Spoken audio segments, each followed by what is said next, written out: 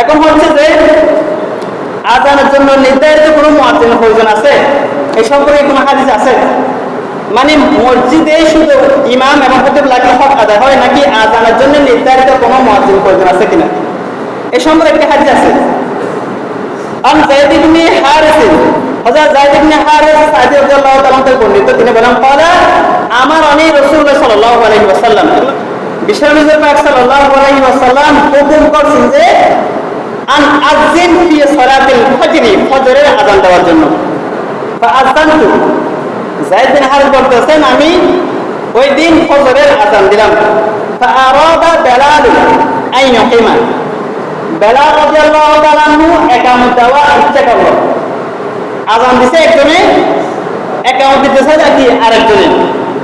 فقال صلى الله عليه وسلم إن أخا صداء قد أذن